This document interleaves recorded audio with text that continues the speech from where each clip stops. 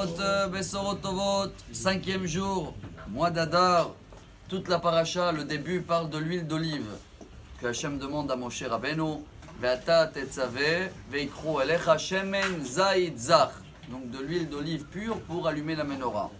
Le Midrash, Tanchuma tout de suite demande, Mipnema lo shemen egozim, shemen tzenonot, pourquoi pas notre huile, juste l'huile d'olive?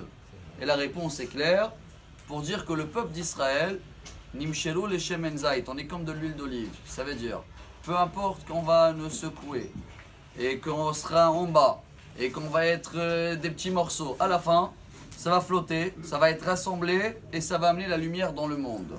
C'est notre but. Ce qui veut dire que quand il y avait l'époque de Noé en français, le déluge, la plante qui a signalé la délivrance, c'est la branche d'olive avec la colombe. Bon, aujourd'hui ils ont gardé la colombe avec la branche d'olive pour un signe de la paix, mais le nécessaire pour le faire, il n'y a que Dieu qui fait Rosé Shalom Mimroma, Vuyase Shalom Aleinu. Pourquoi l'olive est le seul qu'on ne peut pas le greffer, on ne peut pas le mélanger, tu ne peux pas essayer de mettre un olive avec une autre plante. Quel est le message pour nous?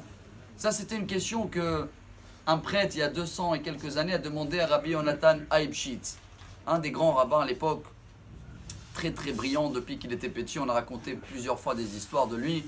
Il a dit, vous allez lire cette semaine Parashat Zachor, Amalek. Est-ce que c'est pas une, comment on dit en français, une rancune? L'otikom velotitor. On n'a pas le droit de se venger, on n'a pas le droit d'avoir la rancune sur quelque chose qui est passé. C'est marqué dans votre Torah. Alors comment vous êtes si content, Amalek, il faut le détruire? Il a répondu, il a dit, malheureusement, monsieur le prêtre, c'est quelque chose qui est passé. Hein.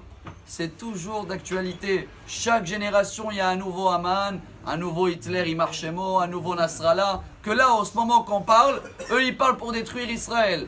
Donc, ils veulent nous mélanger. Ils veulent qu'on sera en bas. Si on arrive à être unis, à comprendre que notre message, c'est d'éclairer avec la lumière de la Torah, eh ben, on va flotter en haut. Et c'est pour ça que ce Shabbat, on termine avec ça, chers amis.